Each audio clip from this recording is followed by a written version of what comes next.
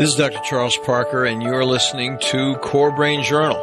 It's a place where I connect both fresh discoveries and interesting different perspectives from advanced mind science with the realities of real people and everyday life down on Main Street. Well, welcome aboard, folks. Dr. Charles Parker. Here we are again with another very interesting guest. We've got a guy from San Francisco who's going to be talking to us. He is a board-certified internal medicine specialist with a board certification in obesity medicine as well. And this is directly related to brain function. We're going to talk about it in great detail. His name is Dr. Pankaj Vij. I hope I said it right. Vij. You said it beautifully, Dr. Parker. It's a pleasure to be on your show. Thank you. Thank you very much, sir. So we're looking very much forward to hearing about you. I'm going to introduce Pankaj to you, and we're going to talk about his book a little bit, and we're going to find out about how he thinks we should manage chronic health conditions in a really constructive way. And that's absolutely referential to everything we're talking about in this series of programs. So he is the author of Turbo Metabolism. As a doctor of internal medicine, he's helped thousands of patients lose weight, manage chronic health conditions, and improve their physical fitness. As I said a moment ago, he is board certified in internal medicine and obesity medicine. I didn't know there was a certification in obesity medicine, to tell you the truth. It's fairly new. It's about 5 or 6 years. No, that's cool. So Dr. Vij has been practicing medicine since 97. He lives in San Francisco in the Bay Area. And you can visit him online at Dr. Vij, drvij.com. That's how you spell his last name. He has a passion about nutrition, fitness, and human performance. I mean, is there anybody who's listening who isn't interested in that? He's been on a quest to help people slow down the aging process and optimize human performance, thereby enhancing, get this, folks, health span, not just lifespan. He practices what he preaches by following a low glycemic, anti-inflammatory, real food diet, regular physical activity, meditation, and sleep. And there are people out here who don't know what a low glycemic index diet is, so we're going to talk a little bit about that. He adds music and humor for good measure, and I can tell you, talking to him offline, we know that the guy has a great sense of humor. And so he's a firm believer in the mind-body-spirit connection and emphasizes the importance of transforming the mind, get this, before transforming the body. Makes sense to me. His fascination with the science of spirituality is reflected in his efforts to seamlessly integrate the wisdom of the East with his quest to relentlessly pursue the truth of his mission. He is a sought-after speaker on topics such as health, wellness, nutrition, longevity, fitness, and metabolism, and volunteers at a free clinic and has led medical missions to Honduras and India. So he's a spiritual guy. He's given it back all kinds of different ways. So let's talk, Dr. Vij, about your mission and how you happen to get into this particular area. I mean, if you really think about internal medicine, I mean, is it a big area or what? I mean, it's an enormous area. So how did you then come down to this level of getting so tied up with mind, body, connecting the two in your practice? Dr. Parker, in my years of practice and in seeing a wide variety of conditions, of illnesses, seeing many, many people, you're right. It's a very diverse pathology, a very diverse group of diseases and illnesses that we attempt to help people with. And at least my effort has always been to try to kind of get to the root causes and find out if there's a common theme, a common thread that I can find that sort of brings the whole necklace together. Mm-hmm. And if you think about it as an internist and probably as a psychiatrist too, you might see diseases that have many, many different names, but the causes, when you really pare the layers of the onion, you get down to the causes aren't that many. And so as an internal medicine doctor, most commonly I will see people with type 2 diabetes, with high blood pressure, with some sort of heart disease, which high blood pressure is a type of heart disease, but they might have had a heart attack, or they might have some congestive heart failure, or they've had a stroke, which is essentially the same thing as a heart attack, but it happens in the brain, so you can call it a brain attack. And the common theme with all of those And what we're learning is with many, many other diseases too, is an impairment in energy delivery.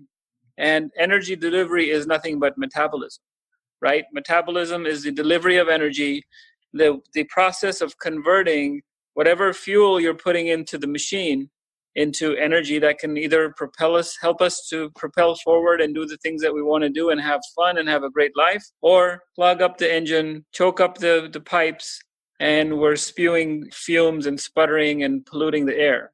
And essentially the pipes are just getting clogged because the energy isn't getting to where it needs to go. And what we're learning now is that not only the diseases that I mentioned, but a lot of the diseases that you treat too, mood disorders and Parkinson's, and you think about things like Alzheimer's, dementia, and we're finding that even all these diseases are because the brain isn't getting energy the way it should be. And so it's malfunctioning and we behave in ways that aren't the most healthy for us. I want to thank you so much for that little piece.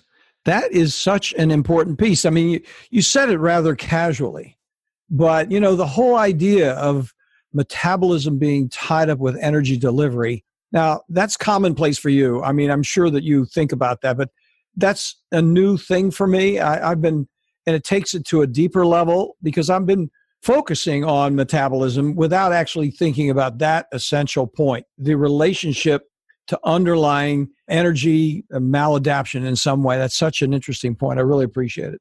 That's the core of the problem. I mean, I'll give you a more sort of stark example of it being very concrete. You could, sit in front of a fast food place, whatever your favorite is, McDonald's, Burger King, In-N-Out, whatever, and you have guys walking in and out, and you could take someone who looks like they're 50, 100 pounds overweight, and if you talk to them nicely enough, they might even let you check their blood sugar, and their blood sugar might be 200. Yeah, so they've got lots of energy stored in them. Even their bloodstream looks like there's fuel in the pipes, but yet this person thinks that they're hungry and they're tired, right? And they're foggy-headed, and they're walking in to, grab a cheeseburger or get some French fries or get some soda because they're feeling tired in the middle of the day.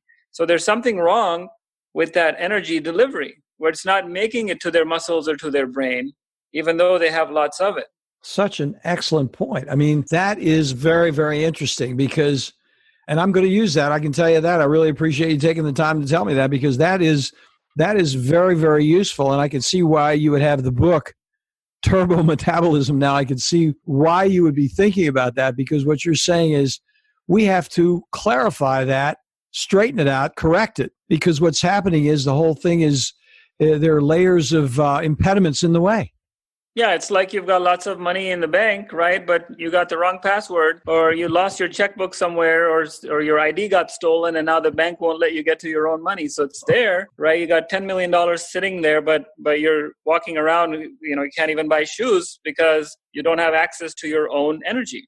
Not only that, because your bank is so big, it's hanging over your belt and you can't tie your shoes. That's the bank. That's right. Ouch. Okay, so let's talk about how you deal with that. Let's talk about the science of that, what you do with individuals, and what kind of processes you put them through to get that whole malformation corrected. I think that's where you and I have a lot in common because I believe that the hanging belly, the overweight, the obesity, the high blood pressure, the diabetes, whatever these downstream effects that we're seeing are the result of something upstream which happens in the mind. And I would venture to say that obesity is a symptom, right? That even that impaired metabolism is a symptom of something that is happening much more upstream at the mind, at the psychosocial level. And until we understand what that is, what is that trauma, what's the thing that's bothering this person, what is the root cause of this imbalance that then resulted in them becoming addicted to whatever it is they're addicted to, salt, sugar, fat, oil, cookies. Again, those are just the symptoms. And that you could replace that with, we're in the midst of an opiate epidemic. You could replace that with Vicodin, Norco, heroin, Percocet. Those are, those are sort of more taboo addictions. Eating chocolate chip cookies is perfectly legal and socially acceptable. But essentially, it's feeding the same problem, right? You're easing your pain. You're self-medicating, either it's with food or with a chemical. Well, and it's so circular because it's funny because you're a medical guy and I'm a psychiatric guy. And I have to tell you, just while you're talking to me, I'm spinning it out the other way. Because my pitch so often to people that come in to see me is your body is messing with your mind. Yeah. So there's a circle going on that the mind. It's a two-way street. Yeah, it goes both ways. And so what we do is we really are big on getting food sensitivity measured and all this sort of thing. The tip of Mount Everest for me is IgG testing. We're interested in food sensitivities because they go downstream and just mess up the entire neurotransmitter work because immune system dysregulation actually interferes with neurotransmitters. And you know that. When you mess up the blood-brain barrier, now you're getting things that are affecting the brain or the gut-blood barrier, again, from unhealthy food choices. You're getting things that are affecting the immune system, the brain, that really shouldn't be there because the surveillance system should have caught them. But that's happening because of what's happening in our food landscape. It's so interesting to me. It's so good to talk to a guy like you because what happens so often, you're really very well, highly trained, 2 board certifications in traditional medicine. But what you're saying is there's a place in traditional medicine for a guy like me who's going to take it right down to the molecular and cellular level as opposed to stopping somewhere at LabCorp. Absolutely. And it's that connecting the dots, I think, is what makes this so powerful, because when you can connect the dots from someone and help them understand what's going on, once they get it, boom, that light bulb is on, the rest becomes much more automatic. It becomes easier. So the what, where, who, when becomes easier when the why is clear. So let's just take a moment because some of our folks are not medically astute. What we want to get, part of the reason we do these interviews is because the language is so relevant for the public. Let's talk about glycemic index for just a moment because that's so relevant to our conversation. It's really straightforward, right? Glycemic index is simply the speed with which blood sugar is released from a food. It's typically applying to carbohydrate foods, right? So it's the speed by which your blood sugar is going to rise. If I checked your blood sugar with a glucose meter every 5 minutes, right, over the next 2 hours, and I did an experiment, the rise in glucose would be different if you were having Coca-Cola versus you're eating broccoli. The broccoli is going to release much slower into the bloodstream in terms of your blood glucose. It will go up. Your blood glucose will go up after eating a broccoli salad, but it's going to go up a lot faster by eating or drinking a soda. Or again, to use another analogy, there are like different delivery mechanisms, and the high glycemic index would be just giving somebody cash dollars versus the low glycemic index would be giving them a mutual fund that's going to be more, as the energy is stored, it's going to get released to them more gradually, or a CD for their money. Yeah. So then how do you actually work with individuals from let's start at the very baseline. What kind of testing do you think is absolutely essential to build a foundation for health that's going to give you some data that's going to drive that person down the road where they need to go? Yeah, we can start off with really simple tests that are all covered under insurance. And I talk about this in the book in the Let's Get Started chapter. But it's simple tests like a fasting lipid panel, a fasting glucose, an HbA1c or glycosylated hemoglobin, which tells me your sugar averages over the past 3 months. We might get a creatinine, which is a blood test for your kidney function. I think vitamin D is a really good test to have. And those are some of the basics. There's a more advanced test that we can look for inflammation in the body, like the high sensitivity C-reactive protein. But these are all standard tests that are done and covered by insurance very easily. And that gives you a nice baseline as to where you are on the spectrum, right? Are you someone that has end-stage disease? Are you someone that has some impairment to metabolism? Or are you in the pre-disease state? Or are you optimal, right? Someone like Michael Phelps might be considered to be in turbo metabolism because he can eat whatever he wants and he has tons of energy and he's performing at a very elite level. Well, you and I are probably not there, but we're... You're there more than I am, I can tell you that. Well, we might be suboptimal, but we're not perfect. But I think every single one of us is a work in progress, and we can work in that direction no matter who you are. So in terms of developing a theme, in terms of individuals that you see, what would you say would be and this is really, it's probably too hard to answer. I'm actually putting myself in your shoes as I'm asking the question. But I think the listeners would be interested. What does a doctor see as some of the most common themes of metabolic impediment that need to be addressed like almost universally? Well, I think before we started recording, you and I were talking about asking people about their elimination. And I think that's a good one, but even more critical. One of the first things that I talk to people about is what they're eating, because I think food is 80% of the formula, right? So you think about the master levers of health, feet, forks, and fingers. It's the forks that's probably the most critical one. So 80% of your health outcomes are going to be based on what type of food you're putting in your body. Is it even food, right? There's so many things that are disguised and presented to us as food, and they're familiar, and they're everywhere, and they feel comfortable, and they're very palatable, but they're really not even edible because your body doesn't even recognize them as food. So the first thing would be to ask someone, okay, let's sit down and help me understand sort of what your eating pattern is. So tell me, over the last 24, 48 hours, what did you have for breakfast, lunch, dinner, snacks? So I have an idea of what you're putting into your body, because that's the fuel, that's the building blocks that you're working with. So yeah, the forks are the most critical piece. Yeah. So then what happens is you actually break that down for a person, so you know what's going on the front end. You're basically saying this is going to be an impediment. This is a problem. But the other thing too to keep in mind is that you have to meet the person where they are, right? I mean, I can't impose my views on someone that I'm meeting for the first time, unless they're asking and they're ready and they want to know what I think. For the most part, I need to meet them where they are and see if we can take some steps in the right direction that we both agree that they should be going in. It has to be a collaboration. It can't be one person sort of dictating on their terms. Yeah. So we certainly agree on that point. The issue is you just offend a person if they want answers, but then if the job is too hard, it's over. You have to figure out where they can move forward and help them. Yeah, it's a little bit of a dance, right? It's a little bit of a dance, and you have to make sure that they're not going to fire you and not come back the next time. Right. So, but let's make some small changes and see, what you're willing or able to do. And if they don't want to do anything, then you go back to the question of, hey, how bad do you want this, or why are you looking to make a change at all? And sometimes the motivation is, hey, I just want to drop one belt size so I can fit in my suit for my daughter's wedding next month, and I don't care what happens after that. And that's a very different goal from saying, I want to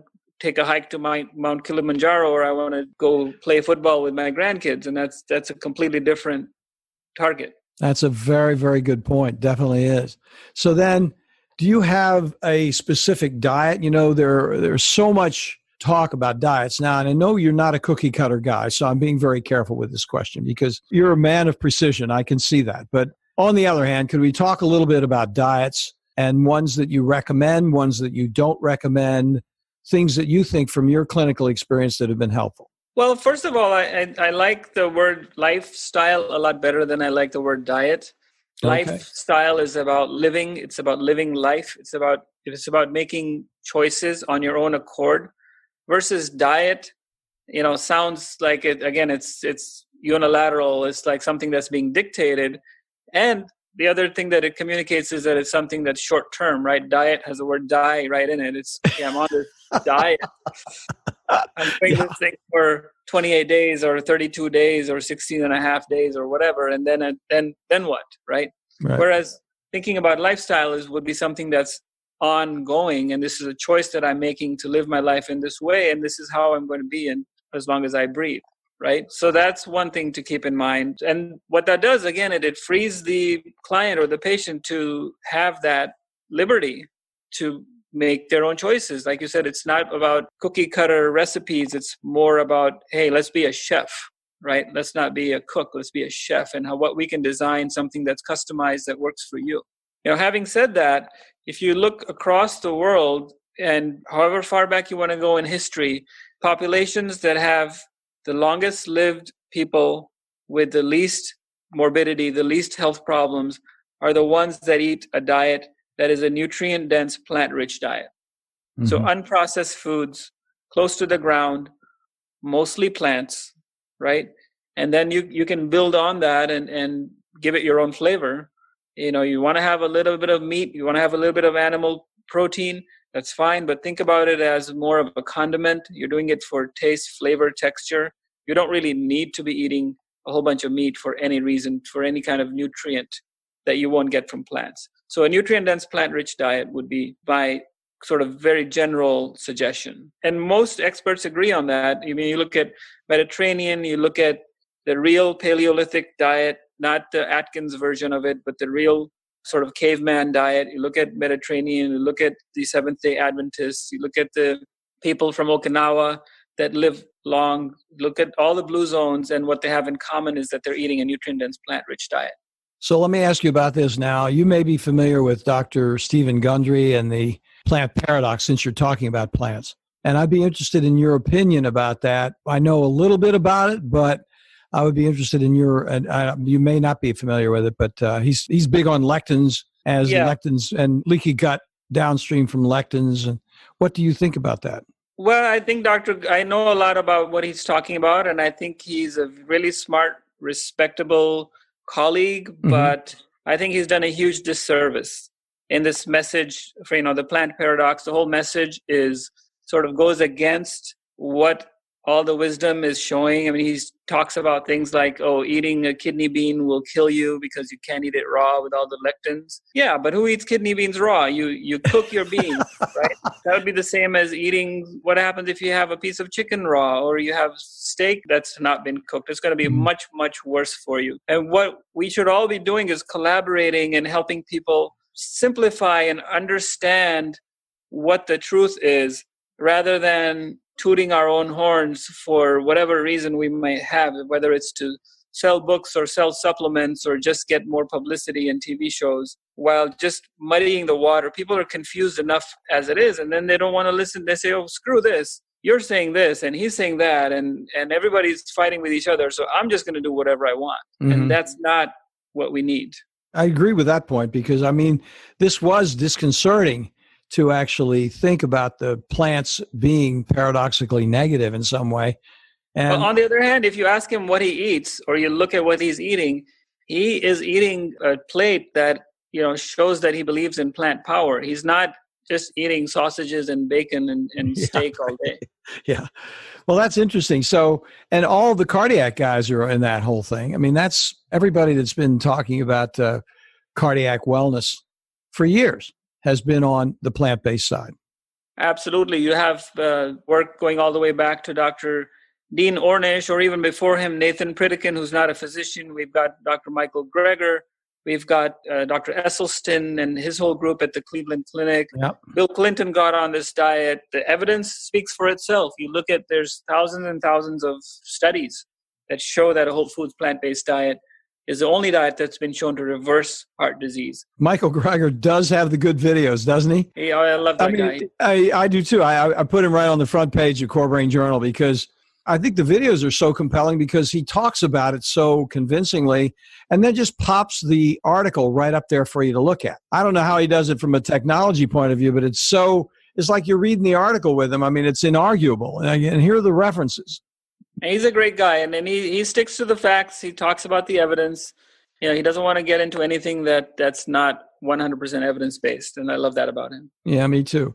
So then what do you think would be, in terms of you as a professional person, what would you say would be one of the largest impediments, one of the confounding factors that you have to deal with? It's like, how do I get this done? This is a nagging problem that I see on a regular basis, and I'm puzzled about it, and I'm working on it. What would you say would be an area that's true like that for you? You mean a challenge in our work? Yes, sir. Yes, sir. Yeah. Even a patient where you think, hey, this particular type of patient is going to be a challenge for me. In general, the challenge for most of us is time, right? If you had enough time, if you have 45 minutes or an hour to really explain to someone what's going on. And that was one of the reasons I wrote this book, was that, I felt like I was just scratching the surface and I wasn't being very effective in my short time that I would have with people. And I wanted to have sort of a one-stop shopping, all the information that I wanted to give them in one place. And so I would say time is the biggest challenge.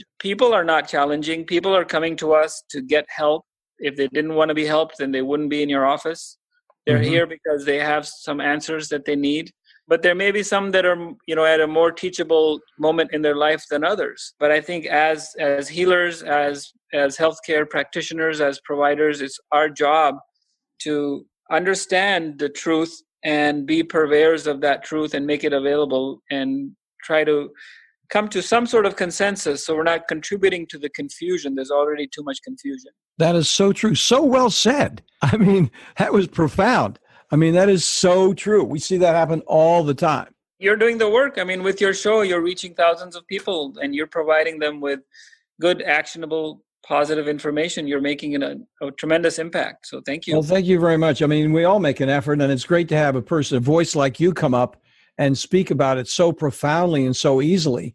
I mean, you sound like you must teach at medical school. I did a little stint. I did some teaching at the University of California at San Francisco for some time, taking a bit of a break from that to write this book. But I certainly missed the teaching. It's really fun to, and it really helps your own understanding of things too when you actually have to explain it to someone.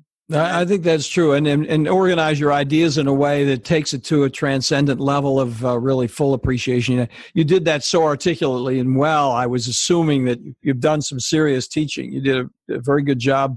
I think time is one of my favorite topics in terms of over on mind science. Mind science people don't pay attention to time. They have no idea of time and metabolism. All the medications, most of the medications, are thrown at labels that have no time sequence associated with it. And so it's like, you just take this, I'll talk to you later. And they have no idea of what the duration of effectiveness is, the therapeutic window is, what you're really trying to accomplish, what the side effects are, and the whole complexity of what's actually going on. And time is the essence of the whole thing. We see it happen all the time. Absolutely. Quite agree with you. You would enjoy a favorite book of mine by Alfred Korzybski on science and sanity, which has to do with the Heisenberg uncertainty principle as it applies to language. And of course, what happens when it applies to language, time becomes a part of that conversation because people think of linguistically in terms of finite terms. Using the word only or always is a very clear example of not putting the time concept into language. So when somebody says, you're always that way, well, they're speaking in a reptilian language that doesn't have an awareness of the complexity of the situation. Science and Sanity by Alfred Korzybski the subtitle is something like the non-Aristotelian field theory of general semantics and its meaning with science or something like that. I can't remember what the subtitle is, but you'd get a kick out of it. I'll have to look it up for sure. It's right there on the front. It's on the front page of CoreBrain Journal and down in the footer. So what should we do collectively, and what would be something that we could do as professionals? You've written the book. How are you working with your book to get it out there? Is there anything I could do to help you? Well, it's stuff like this. It's having these conversations and really beating the drums of the truth, right? Because the other side has really big drums. When you look at the food lobby and the pharma lobby and what's happening in our government these days, and how it seems like everybody's working and there's a nexus going on, and so we need to combine forces and make our voice as loud as we can, and make sure that what we're speaking is the truth, that is precise, with the intention of helping as many people as we can. So I think shows like yours, Michael Greger's work, books that tell the truth need to be put up there on the front and center of the stage, so that we can do what we can to deafen the noise from all the untruth and the fake news that's going around. So one of the things that's happened to me, and you get a kick out of this because the way you're talking is so erudite in terms of the way you pull things together. And I don't know whether people would then try to put you in a box. I know they've tried to put me in a box in a certain way, and that I used to be a traditional psychiatrist. And so then when I talk about these things with patients, they say, well, you're a functional medicine psychiatrist. Mm-hmm. And they want to put me, you're an integrated, or you're functional medicine. And I say, no, I'm really not. Because what happens is as soon as I go over there, I'm in a different club, which doesn't deal with traditional medicine, which is done so much for so many people. So they said, well, if you're not a functional medicine psychiatrist and you're not what are you? I said, it's really simple. I'm comprehensive. Yeah. Comprehensive is my favorite word. I love that. And I get that a lot too. And they'll say things like, oh, you know Ayurveda, right? No, I don't know Ayurveda. Oh, you're a holistic doctor. Oh, yes, I'm a holistic in the sense that people come to me with their whole list. Yeah, right. Yeah, right. I love it. But I'm looking for the truth, and I don't know if I found the whole truth yet or if I ever will, but my job is to try to sift through all the garbage and try to find out the nuggets of wisdom that I can share with whoever I'm talking to.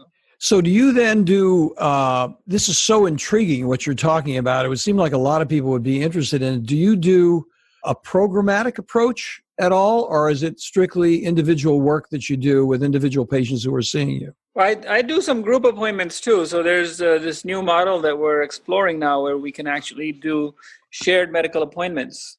So I find it a lot more effective if I have a group of 12 to 15 people in a room, and I can walk them through, a series where I see them once a week for 8 weeks in a row. So now all of a sudden I've got 32 hours with you rather than 10 minutes.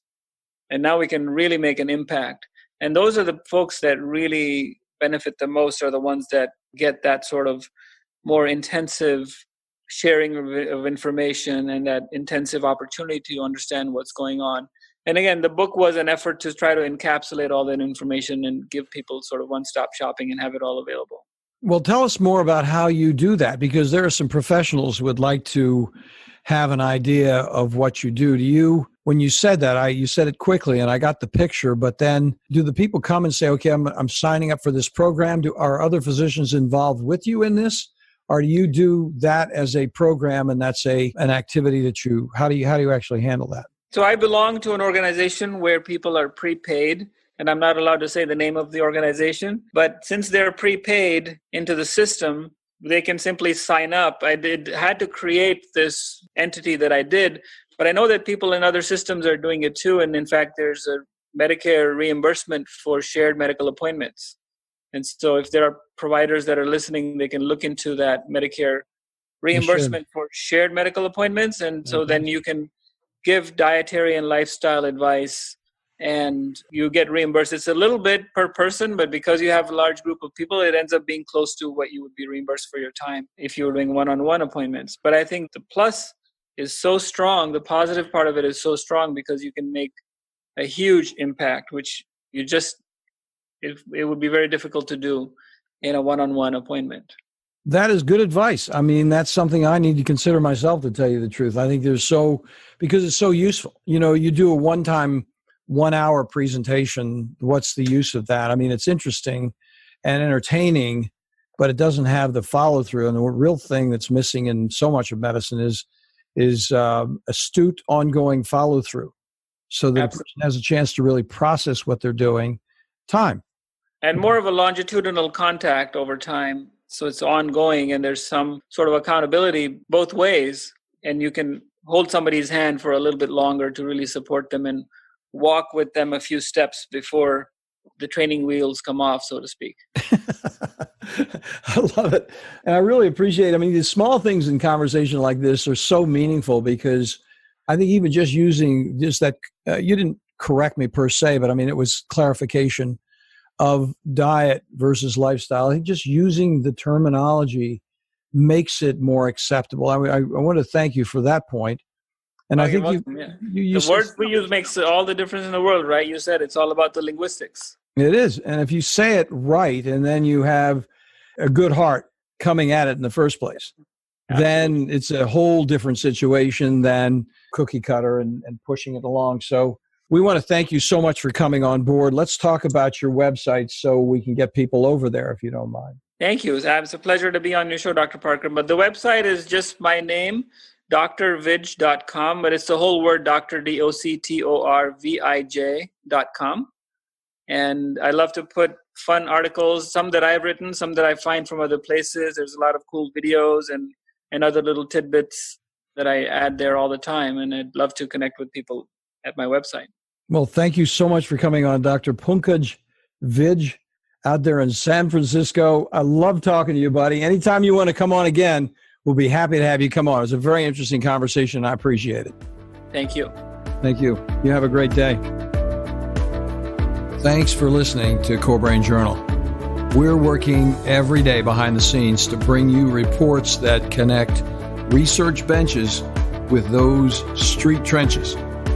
Here we share the complexity of mind science because, as you know, details really do matter. One of the most pervasive, misunderstood challenges is how commonplace medications, like those written for ADHD, are used so regularly without clear guidelines. If you think you'd like more specifics, take a minute to download my 2-page PDF packed with video links and references on the absolute essentials of how to start ADHD medications. They're easily available at CoreBrainJournal.com/start. Thanks for listening. Do connect and stay tuned. Together we can make a difference.